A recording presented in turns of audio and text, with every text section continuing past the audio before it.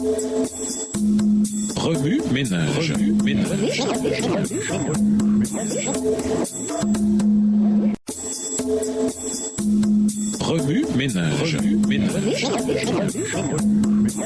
Bienvenue dans votre émission Remue ménage. Nous avons de mercredi invité la bataille autour du corps de Moïse. Feu Robert Morey, un écrivain évangélique, était tout à fait certain que les esprits des êtres justes étaient les âmes défuntes des saints de l'Ancien Testament. Dans cette image glorieuse décrite par l'auteur, les saints terrestres se joignent à l'adoration qui retentit des myriades d'anges et des esprits désincarnés, des saints qui ont quitté cette vie. Ces saints ont été justifiés par la foi tandis qu'ils étaient sur la terre et sont maintenant au ciel et parvenus à la perfection. Le fait que l'auteur décrive la condition bénie des saints défunts qui adorent maintenant Dieu devant le trône est si clair que nous devons convenir avec les commentateurs qu'il ne peut être remis en question ou mis en doute. Les esprits des êtres justes parvenus à la perfection qui adorent maintenant devant le trône de Dieu sont évidemment les âmes conscientes des croyants pendant l'état intermédiaire. Tiré du livre Death and the Afterlife, la mort et la vie d'après, écrit par Robert A. Morey à la page 213. Les esprits des êtres justes sont-ils vraiment les esprits désincarnés et les âmes conscientes des défunts? Pour répondre à cette question, prenons le cas de Moïse, l'un des héros notables d'Hébreux 11. Après que Dieu eut enterré Moïse, Deutéronome 34, versets 5 et 6, il y eut une puissante dispute autour de son corps entre l'archange Michel,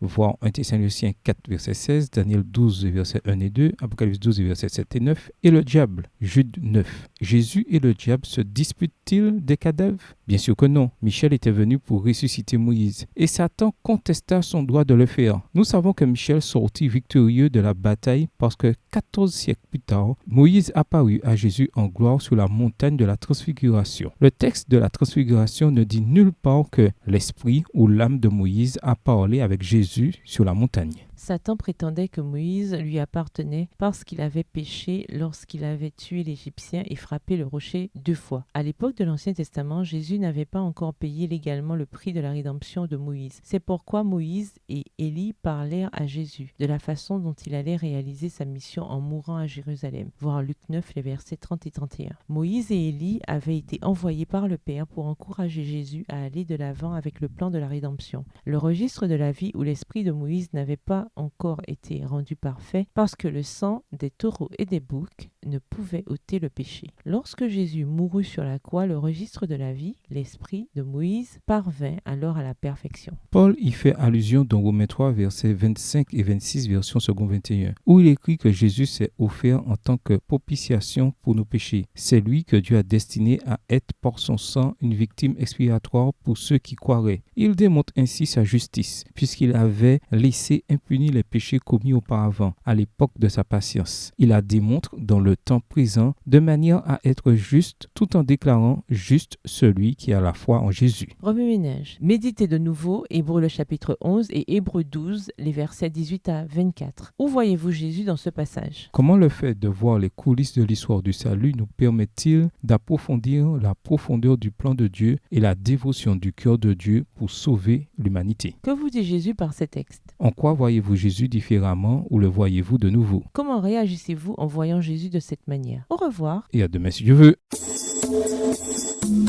Remue ménage.